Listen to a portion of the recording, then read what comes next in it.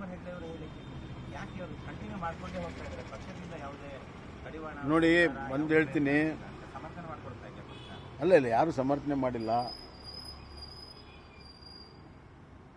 ನಾವು ನಮ್ಮ ಟೀಕೆ ಟಿಪ್ಪಣಿಗಳನ್ನು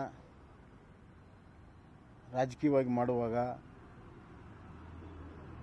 ನಿಂದನಾಪೂರ್ವಕವಾಗಿರಬಾರ್ದು, ಅಷ್ಟು ಎಚ್ಚರಿಕೆ ನಾವು ವಹಿಸ್ಕೋಬೇಕು.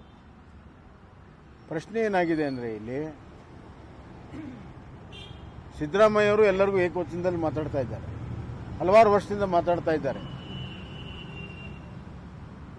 ಎಲ್ಲರಿಗೂ ಮಾತಾಡ್ತಾರೆ.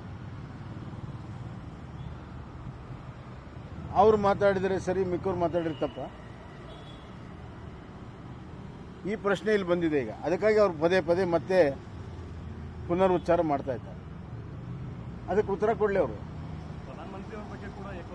ಎಲ್ಲರಿಗೂ, ಯಾರ್ಯಾರು ಈ ಭೂಮಿ ಮೇಲೆ ಯಾರಾದರೂ ಎಲ್ಲರಿಗೂ ಏಕವಚನದಲ್ಲೇ ಮಾತಾಡೋದು. ರಾಜಕೀಯದಲ್ಲಿ ಅವ್ರಿಗೆ ದೊಡ್ಡ ಪ್ರಮಾಣದ ಸಹಾಯ ಸಹಕಾರ ಮಾಡಿದಂಥ ದೇವೇಗೌಡರಿಗೆ ಏಕವಚನದಲ್ಲಿ ಮಾತಾಡಿದ್ರು. ದೇವೇಗೌಡರಿಗೆ ಏಕವಚನದಲ್ಲಿ ಮಾತಾಡಲಿಲ್ವಾ? ಮಾತಾಡಿದ್ರಲ್ಲ. ಮತ್ತೆ ಅವ್ರ ಹಿರಿತನಕ್ಕೆ ಏನು ಗೌರವ ಕೊಟ್ರ? ದೇವೇಗೌಡರಿಗೆ ಏಕವಚನ ಮಾತಾಡಲಿಲ್ಲಪ್ಪ.